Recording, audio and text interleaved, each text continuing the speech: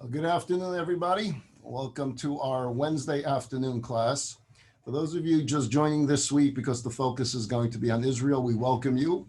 We actually have been on Zoom on Wednesday afternoons at 12:30 ever since the pandemic began. And before that, we come together every Wednesday at 12:30 at the Center for Jewish Life. We've been doing that now for over a quarter of a century. We study the Chumash together. And after 27, 28 years, we find ourselves in the book of Deuteronomy. We haven't finished yet.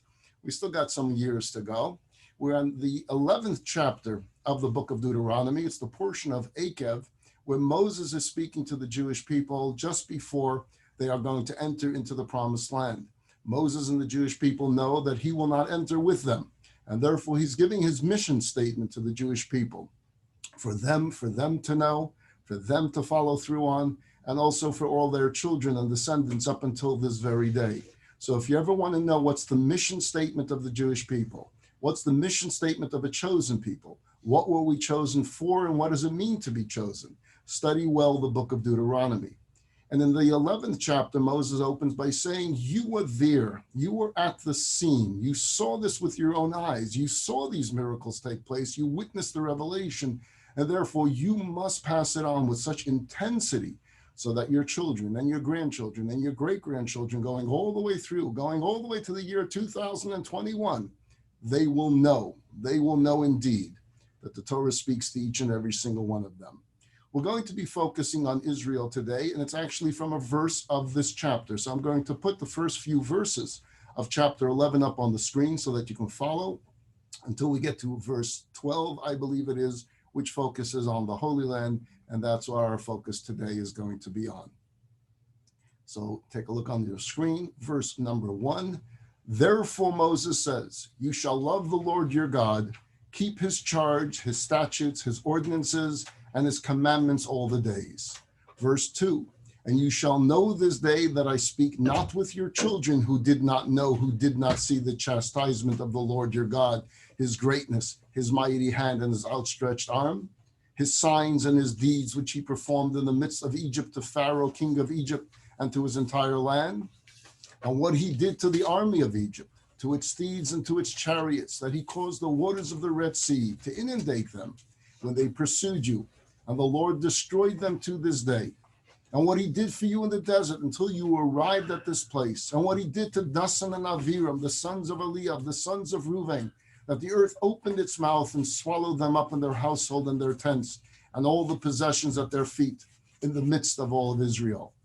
Verse number 7, but your eyes, which have seen all the great work of the Lord which he did, therefore keep all the commandments that I command you to this day, in order that you may be strong and come and possess the land which you are crossing to possess it, and in order that you may prolong your days on the land that the Lord swore to your forefathers to give to them and to their seed, a land flowing with milk and honey.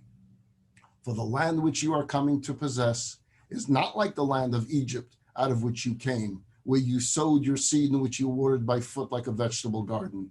But the land to which you pass to possess is a land of mountains and valleys and absorbs water from the rains of heaven. Verse 12, and I put it in bold, a land that the Lord your God looks after. The eyes of the Lord your God are always upon it, from the beginning of the year to the end of the year. And so God always, over and over in the Torah, and specifically in that verse in the book of Deuteronomy, talks about the focus that he has on the land of Israel. It's on the screen in front of his eyes at all times, day and night.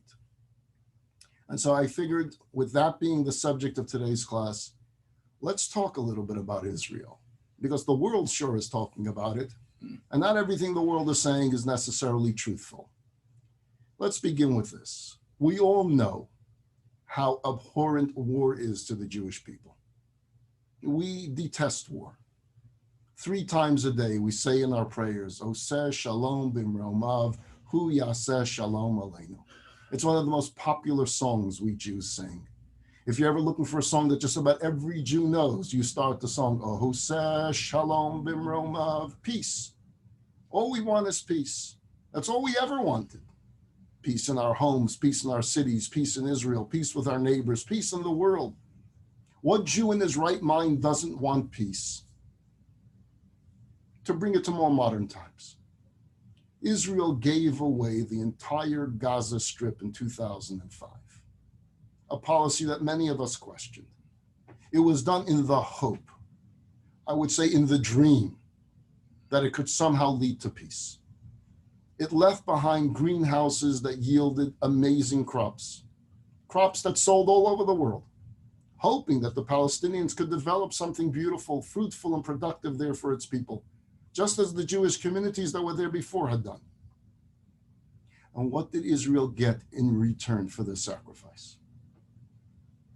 Thousands upon thousands of rockets lobbed into the southern cities just days after the evacuation of Gaza. And just recently, 2 weeks ago, 4,000 more missiles. But this time, not just the southern cities, but Jerusalem, our capital, Tel Aviv. 70% of all of Israel needed to run into bomb shelters. 70%, imagine 70% of your country, whatever country you're listening to me from, 70% of your country was under the threat of a missile attack. Imagine Washington, D.C., or Paris, or London, with missiles falling on it. What would you as a citizen of that country expect your government to do? Now just imagine if Hamas were to take all of the funds, the energy, the materials, the resources that it invested in acquiring and launching rockets of terror and in building tunnels of death, and use it instead to create the infrastructure of a peaceful and productive society. For every tunnel that requires some 500 tons of concrete, they could have built a hospital, a factory, a housing development, a hotel, a paradise on the Mediterranean. Instead, they made that choice to build hellholes of destruction. They chose a path of terrorism. And while Judaism teaches us to be merciful and compassionate and to always strive for peace, it also teaches us that those who are intent on murder forfeit the right to our mercy. As the Talmud says, he who comes to slay you, rise up early to slay him. Self-defense is not just a right. Self-defense is a moral obligation. When the Israeli army goes out to fight, it doesn't do so out of hate for the enemy. It only does so out of necessity, out of respect for life, and out of love for their people, for their families, for their homeland. You may have heard of Major General Avigdor Kalani, one of Israel's great war heroes. And he once addressed his troops that were amassed at the border before going into Gaza in one of the prior battles. And he said this: "We never taught you to hate, not this army, not the Israeli Defense Forces. You know why you're here. It's not to hate anybody. It's to defend your people, to defend your homes, and to defend your families." Yes, love. I use that word love. Love of God, love of Israel, love of humanity, love of life is what propelled our soldiers to do battle with Gaza. And it was this love, this moral conscience and sense of human decency that always proves to be Hamas's most potent weapon against Israel. See, recognizing that Jewish compassion could be exploited and used as Israel's Achilles heel, Hamas embeds their fighters amongst their civilian population, knowing that Israel will not resort to indiscriminate bombing, but would have to implement surgical operations to weed the terrorists out of their hiding places amongst their human shields. So in the most cynical and dastardly display of cowardice, display of treachery, and this disregard for the lives of their own people, Hamas deliberately fires rockets into Israel from densely populated civilian areas, using homes and hospitals and mosques and schools and even nursery schools as launching sites, presenting Israel with this tragic choice of either allowing rockets to continue raining down on its cities or destroying the launches, which would risk casualties amongst Palestinian civilians. And in many instances, Israel did indeed forgo attacking military targets and many missions against the terrorists because they just simply did not want to harm civilian life. And as for those targets that it did target, it did hit, Israel made phone calls first to every desk in that building that the world made such a tumult about. They called them hours before, warning the civilians, we're about to take down that building, so evacuate. What country at war has ever done that? And instead of encouraging their women and children and elderly to leave any area, instead of allowing their civilians to take shelter, Hamas instructs them to stay in their places. As Prime Minister Netanyahu put it so succinctly, while we're using missiles to protect our civilians, the terrorists use civilians to protect their missiles. We all know that if Hamas really wanted civilian losses in Gaza to stop, all they had to do was stop launching rockets. I was interviewed by a newspaper reporter just a few days ago, and the question comes up that you hear it brought up just about in every interview. But isn't it unfair that Israel has the Iron Dome and the Palestinians don't have the Iron Dome? That an intelligent person throws this question at you is one thing. And I said, 1 second, you're familiar that Israel's Iron Dome is only effective 90% of the time. The Hamas has an Iron Dome that protects them 100% of the time. They're in fact ahead of the game. He says, really? I didn't know Hamas has an Iron Dome. I said, of course they do. It's very simple. Stop sending missiles into Israel. There's your Iron Dome.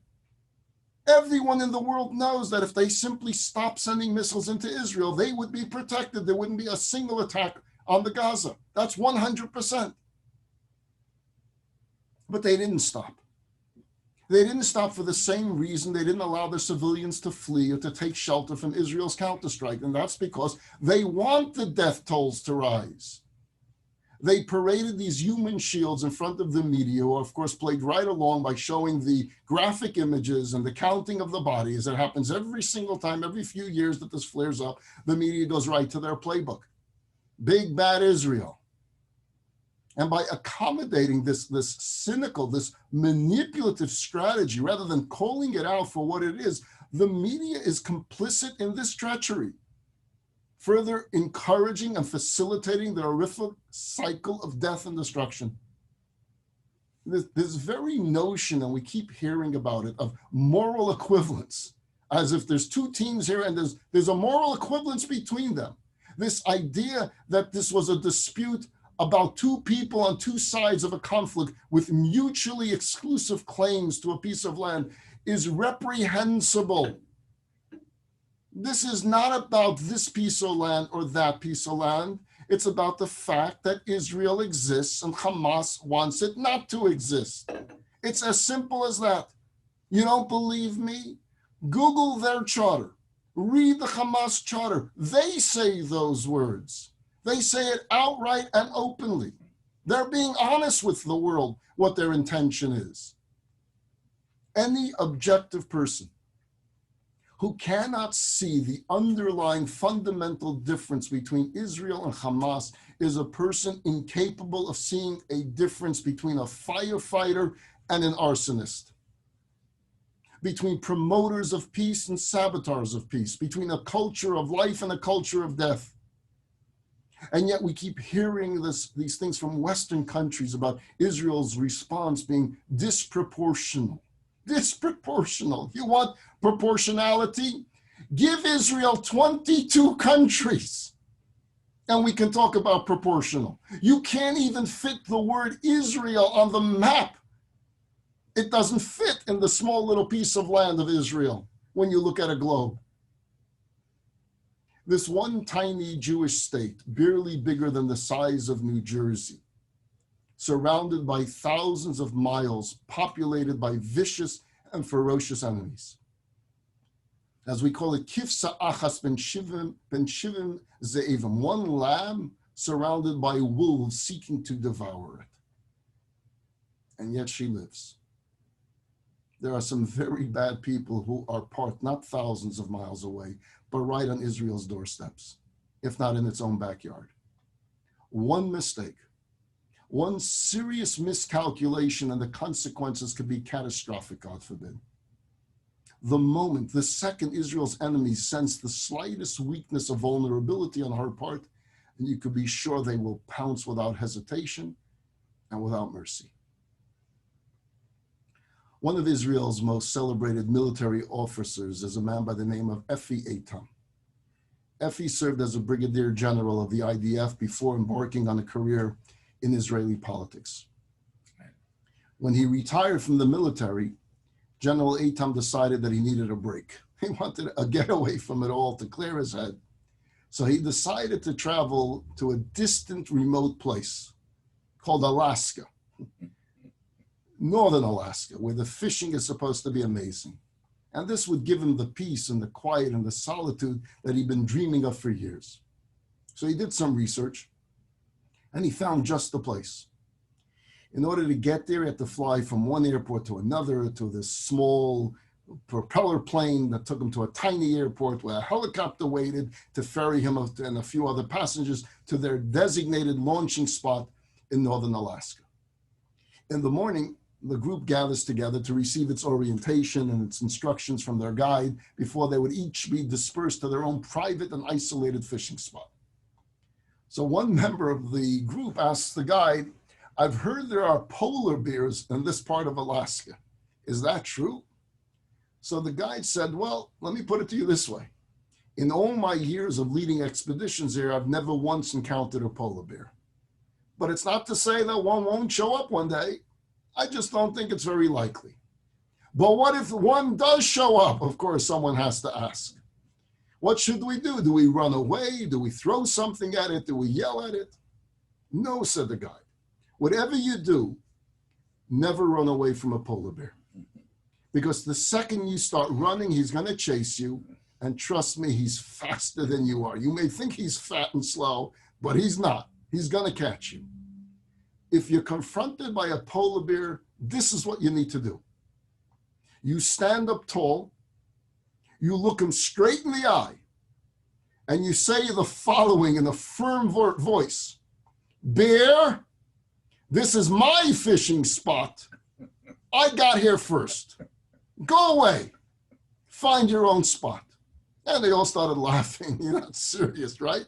And he says, "No, I'm very serious. Remember those instructions." General Eitam is listening to this, and he couldn't help but chuckle to himself. He said, "Wouldn't that be interesting? Imagine if, having survived all the wars I have been through, having retired from the army with the rank of brigadier general, I were to meet my end as lunch for a hungry polar bear in northern Alaska." He could just see the headlines: "Decorated Israeli general eaten by polar bear." But he was a big, tough guy, and he wasn't really afraid, especially the guy told him he's never seen a polar bear. So they set out. General Eitam was dropped off at his designated spot. He unpacks his supplies, his fishing gear, his food. He has some books to read. He opens his folding chair. He gets out his fishing rod. He casts his line far into the ocean, sits back. He has the hat tilted down on his brow. He breathes in the cold, fresh air. Chaya, this is life. And then he hears some noise. And it wasn't coming from the fishing rod. He turns around. And lo and behold, there it was, a huge polar bear, and it's walking right towards him. General Eitam froze. Now what? What does he do? There's a polar bear here. Human instinct suddenly takes over, and human instinct says, run as fast as your legs can carry you. You got a beast in front of you, run. But he remembers the guide's words. Never run away from the polar bear. So he has to suppress the natural urge that you have to run for your life. His next thought is, where's my Uzi? I never go anywhere without my Uzi. But he's in Alaska. He's not on the front lines in Israel. And the bear is inching closer and closer. It's about 10 feet away. General Eitam knew that the next words to come out of his mouth were probably the most important ones he would ever utter. And he hoped and he prayed that the guide knew what he was talking about. The bear was looking straight at him, sizing him up. General Eitam clears his throat. Bear, This is my fishing spot. I was here first. Go away and find your own fishing spot. But he realized as he was saying it, it was not convincing at all. And so he tries it again. But this time he says it. Beer! This is my fishing spot. I was here first. Go away. Find your own fishing spot. The beer steers in him for a few more seconds. And then, as if it comes to some internal conclusion, it turns around and lumbers off in the direction it came from. He gets back to the base and he goes to the guide and he says, tell me something. If you've never met a polar bear, how did you know what to tell us? My instinct was to run. And I listened to your strange advice and it worked. So how do you know that? So the guide explained this. Bears are predators. They look at everyone around them in the terms of prey. What defines prey in a bear's mind? Prey is defined how the creature reacts to the bear. It doesn't matter to the bear if it's an animal or a person, it's just prey. If the creature runs, it's prey, which tells the bear, chase it, catch it, kill it, eat it.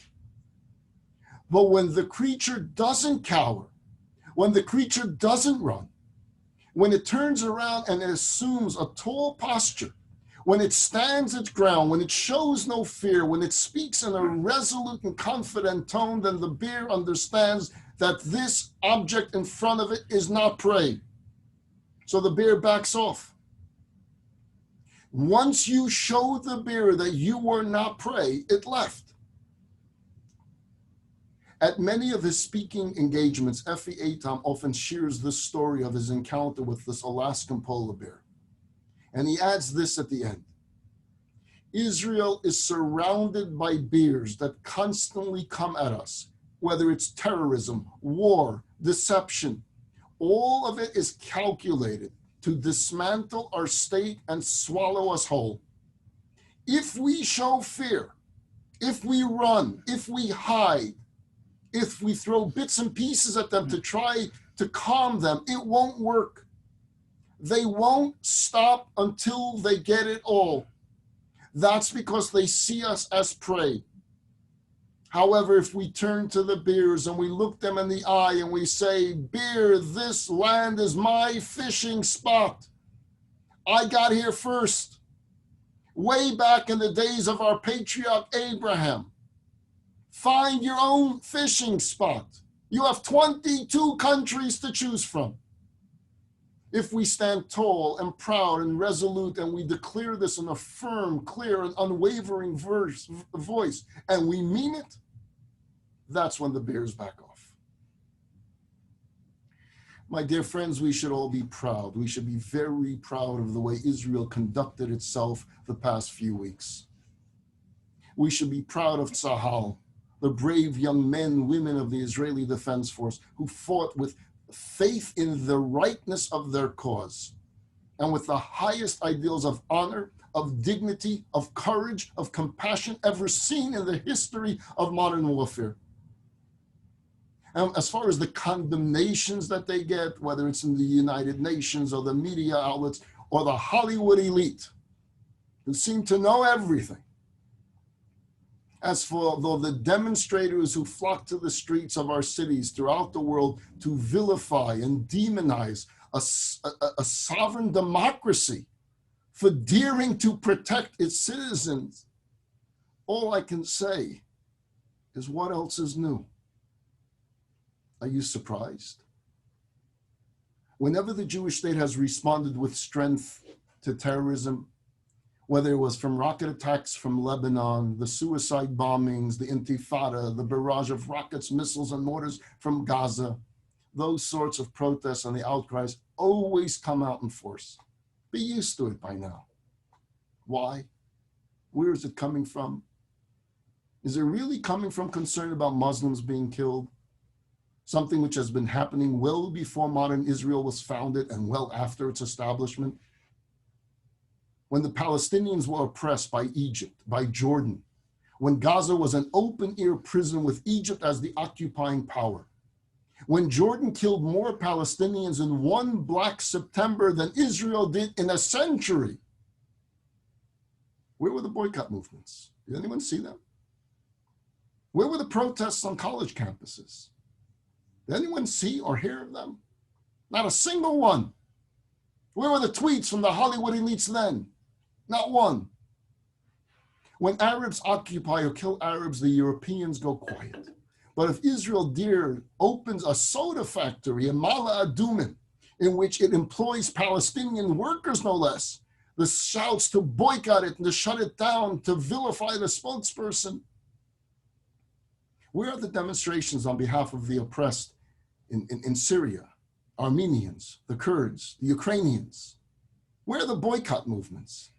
The boycott movements against China and Russia and Cuba and Turkey and other regimes. Only Israel's supposed mistreatment of the Palestinians. Only Israel. The hypocrisy, the double standards are so glaring that I think the question answers itself. All of this moral outrage is nothing but old-fashioned anti-Semitism wearing this halo of righteous indignation. You can call it BDS, you can call it Free Palestine, but anti-Semitism by any other name is still just that. It's anti-Semitism. In many cities throughout Europe, they're not even attempting to couch it in terms of anti-Semitism or anti-Zionism or anti-Israel protests. Demonstrators physically assault Jews on the streets. We've seen it in Los Angeles, we've seen it in New York, we've seen it all over the world. Not Israelis. They're not in front of the Israeli embassy. Jews. A Jew walking on the street, a Jew in a sushi store. As one Jewish community leader in France remarked, they're not shouting death to the Israelis on the streets of Paris, they're screaming death to the Jews. So let's not make believe this is about Israel policy. They don't want the Jews. That's what it's about. Murderous slogans dating back to the days of Hitler were chanted at pro-Palestinian rallies. Jewish-owned shops were attacked and burned. There were protesters shouting Jews to the gas chambers. Lines on Twitter about Hitler didn't finish the job. Who would believe? Who believed that in our lifetime we would again hear such words chanted on the streets of countries built on democracy? As much as some may want to turn a blind eye to all of this, what the civilized world should know is that the hate that begins with the Jews never ends with the Jews. It's never happened. It was not Jews alone who suffered under Hitler Yamach Shemai. It wasn't Jews alone that suffered under Stalin, nor is it Jews alone who are suffering today from the ruthless pursuit of power that is masqueraded as religion. Christians are under assault in more than 100 countries today. Many of them are butchered and beheaded and terrorized. Hundreds of Muslims are dying daily, 90% of those at the hands of fellow Muslims, and the Buddhists and the Hindus and the Sikhs and the Yazidis. We see that this culture of Hamas and the culture of Hezbollah and the culture of Islamic Jihad is spreading its dark clouds, threatening to rain down terror, not only throughout the Middle East and North Africa, but everywhere in the world, including right here in the United States. The Jews may always be the first to take the hits, but we're never the last. For all of the condemnation coming from the rest of the world, most people who can see just 20 feet in front of them, was secretly hoping that Israel would succeed and crush Hamas, because they know that if the culture of Hamas prevails, they're next. Israel is but the canary in the coal mine, standing on the front lines of human decency and civilization. And that is why I say Israel has nothing to apologize for, not to anybody, for what it was forced to do. On the contrary, it is Israel that deserves the world's apologies and its thanks for its steadfastness in standing up to those who kiss the hands of the murderers of children, who despise freedom and democracy and will go to any lengths to destroy those who represent those ideals. Israel could not and did not ignore what those bent on her destruction were up to. We're all familiar with the story of Purim, how an evil despot named Haman sought to annihilate the hundreds of thousands of Jews, of men and women and children residing throughout the Persian Empire in one fell swoop. Do you know what perhaps the greatest miracle of the entire story of Purim is? And there's a lot of miracles throughout the chapters of the Megillah. This is what I think the greatest miracle is. It's that when Haman publicly announced his intentions, the Jews believed him. They took him seriously. And because they believed him, they took appropriate action and were able then to miraculously save themselves. All the other miracles fell into play. Hitler, Yamach Shemai, didn't hide what he proposed to do to the Jews if he assumed power. He spelled it out clearly in his book, Mein Kampf. The world heard this, they read this, and they said, it's just words. He couldn't possibly mean it. And so he was written off as a fool with a mustache who was just throwing rhetoric out there for the masses. It was incomprehensible. It was unfathomable to them that this is really what the Nazis were up to. Because good people don't want to believe that other human beings are capable of such atrocities. And yet the lessons of history are there for us in black and white to be ignored at our own peril. We must be more than appalled by evil. We have to identify it, recognize it for what it is, and confront it head on. Simply saying that they're on the wrong side of history does not by itself make so. Unfortunately, it rests on the shoulders of the good people of the world to make sure that it is so. And so beyond it being typical Islamist bluster when we hear that the Iranians and other haters announce the desire and intention to wipe Israel off the map, we shouldn't lose sight of the fact that if they could, they would. Time and again, Israel must go to war to ensure that never again is more than just a slogan. It's nice to hold a poster that says never again, and it's a great slogan, and we should all publicize it, but Israel has to defend it. They have to live it. They have to make real hard decisions to guarantee for the rest of us Jews that never again really means never again. We've seen too many times in our history what happens when Jews rely on other countries to save them. Israel is a nation so often left standing alone in the world. How many shiploads of Jewish refugees were turned away, sunk or sent back into Nazi hands during the Holocaust? Well, we have a country of our own now, Eretz Yisrael, and we will do what we must to save ourselves, whether the world is with us or against us. Make no mistake about it, we will survive. Eretz Yisrael is strong. We will persevere. With our faith in the Almighty and the resilience and determination of a brave nation, Israel is and will remain that beacon of light that shines in a very dark region of the world. My friends, we are a nation of miracles. Any Jew alive today on the planet is a walking miracle. Every one of you, you are walking miracles. Our mere existence today is wondrous. Each of us alive today is a child of martyrs and miracles. Likewise, every day that Israel exists as a country is nothing short of a miracle. It's an open and revealed miracle. Open your eyes and see it. Every rocket and missile that came flying over from Gaza with the potential to kill hundreds, only to be met in the skies over Israel by missiles shooting out of batteries that look something like tilted commercial trash bins, is nothing but an open miracle.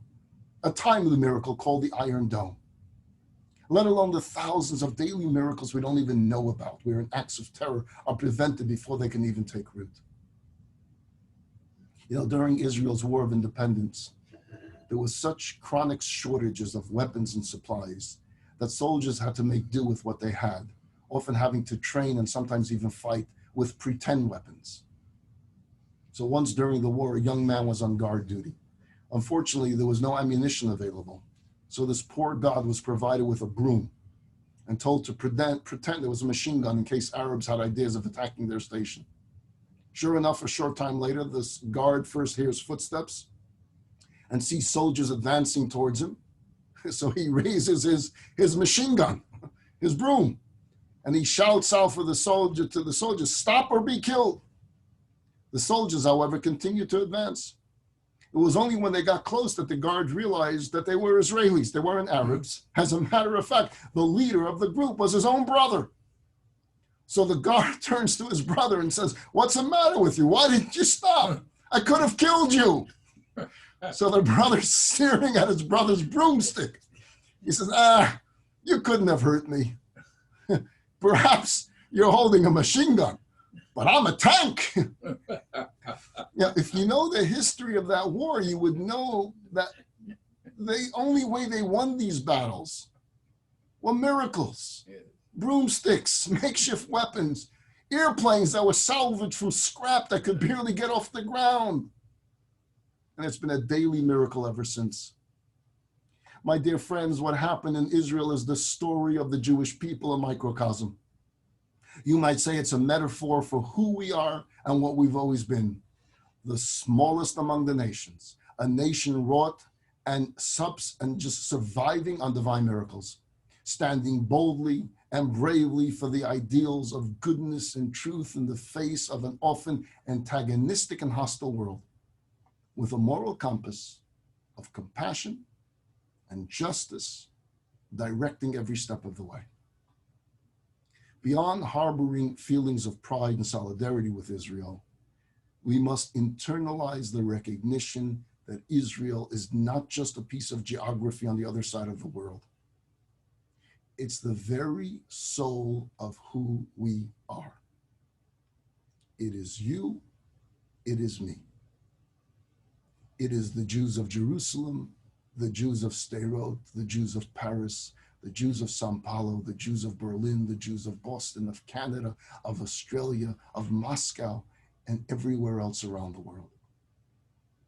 Each of us is a link in this long chain of Jewish history. And as Hillel said, if I am but for myself, who am I? Shortly after the Yom Kippur War back in 1974, Rabbi Yisrael Meir Lau, who was then a rabbi of a small synagogue in Tel Aviv, later became the chief rabbi of Israel, he came to the United States for a visit, and he came to Brooklyn to meet with the Lubavitcher Rebbe. In the middle of the conversation, the Rebbe asks him, "What are the Jews saying on the streets of Israel? What do you hear from the Jew?" And Rabbi Lau replied that the Jews are asking each other, "Was wird sein?" That means, what's going to be? What's going to happen here? What's our future? The Rebbe grasped Rabbi Lau's arm and very emphatically says, the question a Jew must ask is not was wird sein, what will be, but was geht min tun, what are we going to do? What can we do? What must we do to help the situation? Less worry and woe, more action and resolve. And indeed, the question each and every one of us must ask ourselves is, how do I participate? How do I contribute and make my own impact as a player in this vital chapter of Jewish history that we're living through? How do I do my part? A number of years ago, I had the opportunity to meet with he was the Likud leader, and then later the future, he was the Prime Minister of Israel, Ariel Sharon. And during that discussion, I asked him this same question: what, as an American rabbi, should I be doing to provide maximum support and strength to Israel? And I was surprised by Sharon's answer, and I'll share it with you. He said, if you really want to do something for Israel, teach American Jews the Torah. That's what he said. Make sure that the people in your community, especially the children, learn what Judaism is all about. You see, Sharon understood that Israel's strength and survival is not derived from our democratic pragmatism as much as it is from our spiritual dynamism. And he also knew that only one that's educated, that truly understands the connection between the Jew and Israel, then he has a base of support that will not go away. People ask, why are there so many Jews that are not supportive of Israel? Ask, are they educated? Have they studied? Do they know our history? Because if you do, you couldn't be in one of those demonstrations. Let's understand something. So much of the chaos and mayhem going on in the world today, and the fanaticism and the hatred and the violence is driven by ideology. It's a sick and twisted ideology, but it's an ideology. There are people who practice hate in the name of God, in the God of love, who exhibit cruelty in the name of a God of compassion, who commit murder in the name of a God of life, who turn religion completely upside down in the most perverted way imaginable. And the only way that we can counteract this theology is by restoring authentic godliness and spirituality to its rightful place in the human experience. Ultimately, the only way such darkness is defeated, aside from the battlefield, which we have spoken about, is by bringing more light to the world. And whether we like it or not, as Jews, as God's chosen people, that is our job.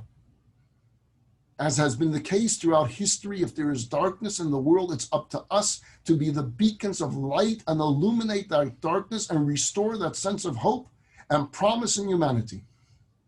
If the descendants of Abraham, Isaac, and Jacob, who introduced the elevating and illuminating concepts of monotheism, of the 10 Commandments, of the 7 Noahide laws of civilized behavior to the world, won't carry the torch of life enriching and life informing godliness and spirituality, then who will? So let's always remember that a little bit of light dispels a lot of darkness. And every mitzvah we do, every good deed we do brings this light into the world. Don't underestimate the radiance of light you're kindling when you attend a class, you pursue your Jewish education. Don't underestimate the light you give forth when you educate your children for a Jewish heritage. Don't underestimate the light you introduce to humanity when you give of your hard-earned dollars to help another human being. Don't underestimate the illumination you are affecting when you, as a Jewish woman, light the Shabbat candles Friday night. Don't underestimate what you're doing to strengthen Israel and the Jewish people when you sit with your family around the Shabbat table, or you show up in a synagogue that are now reopened across the state and hopefully across the country, and become part of a vibrant and growing Jewish community. I'd like to conclude with this story. One of those who went through the hell of the Holocaust was a man by the name of Hayam Shapiro. Hayam Shapiro survived 4 concentration camps, not to mention the squalor of the ghetto and the horrors of the forced marches. He survived it all. At the start of the war, he had a beautiful family with a wife and 8 children. Within the span of a little over a year, he lost his wife and 7 of his children without ever having the chance to even sit shiva for them. After the war, Hayam, with his only surviving son, his name was Baruch, was liberated from Buchenwald. They wallowed in the DP camps for nearly 3 years, until finally in 1948, they gained passage on an immigrant ship and they arrived in Israel. Soon afterwards, young Baruch Shapiro volunteered to fight in Israel's War of Independence, a desperate battle for survival against overwhelming odds. Without any previous training, he was taken to a ravine, he was handed a rifle, he was taught how to shoot a few bullets, and he was sent off to war. Baruch distinguished himself in battle, joining Yitzhak Rabin's brigade. And while fighting to break the Arab siege of Jerusalem, Baruch received a field commission as an officer, and he was awarded a medal for bravery under fire. One day, while sitting in his tiny living room in Tel Aviv, Hayam Shapiro glances out the window, and he sees what no soldier's parent ever wants to see. There's a delegation heading up the path to his apartment. They say that Hayam Shapiro opened the door before they knocked. They say that Hayam Shapiro never even read the telegram. He just crumpled it in his hands because he knew his last remaining son was also gone. With regard to the funeral arrangements, Hayam Shapiro made only one request, that his son be buried in Jerusalem. The next day, hundreds of mourners gathered on Mount Herzl, the National Military Cemetery in Jerusalem. Most of them never knew Baruch Shapiro or his father Hayam, but they heard about this terrible tragedy and they wanted to pay their respects. Yigal Yadin, the IDF chief of staff, the man who would later discover Masada, stood by Hayam Shapiro's side. What Hitler had not finished in the crematoria had ended at the hands of an Arab bullet, the last Shapiro's son. As the coffin was being lowered into the ground, a strange thing happened. Hayam Shapiro began to sing. People thought he completely lost his mind, and understandably so. Yigal Yadin put his arm around Hayam's shoulders, trying to comfort him. Someone else ran to get him some water, but he shrugged them all off and he continued to sing his song. The crowd had no idea what to make of it until finally Hayam Shapiro looked at them all and he said, "I have been through a hell the likes of which most people could never imagine.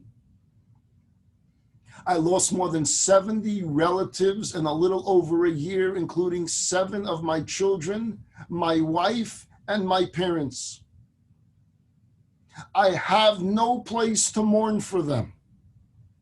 There are no graves. There are ashes in the skies over Europe. And I have no idea why they died. But this son, at least this son, I know why he died. He died so we could have a home for the Jewish people in the land of Israel. And he has a grave here in Jerusalem. And that's not reason to cry. That's reason to sing." When Hayam Shapiro finished speaking, he began to sing once more, this time grabbing people's hands to dance with him. Some 600 mourners joined him singing and dancing against the setting sun of the Jerusalem sky. If you have any occasion to visit Mount Herzl, Israel's National Military Cemetery in Jerusalem, perhaps you can stop by the sections where the graves from 1948 lie. And it is there that you will find the lonely grave of one Baruch Shapiro. Look at his stone. Close your eyes. Remember the story I shared with you today. And you will understand why the Jewish people have never, can never, and will never be destroyed. That if there is one irrefutable truth of history, it's that Am Yisrael Chai. Let us recognize our role, our place, our mission in this chain of history that has led to this very day. Let us resolve to stand strong in the face of any and all of our adversaries. Let us resolve to stand united with our homeland of Israel. Let us resolve to pray each and every day for the safety and security of its people and for its brave men and women of Tzahal. Let us resolve to strengthen our own bond with Yiddishkeit, with Jewish tradition, with Jewish learning, with Jewish practice, so that we are a proud and vibrant Jewish community. And let us resolve to be that light unto the nations that we were summoned to be thousands of years ago when God chose Abraham to bring light and warmth to a cold and dark world.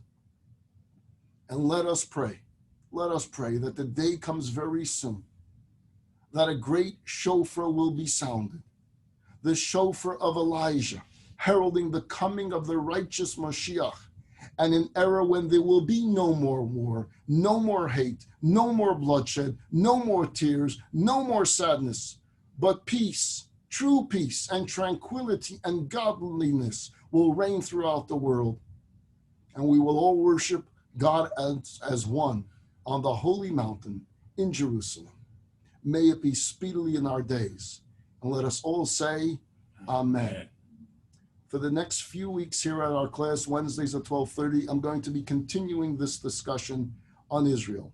So if you'd like to join me each Wednesday, 12:30, you're more than welcome to join. Save the link. It's the same link, it's the same password as this week.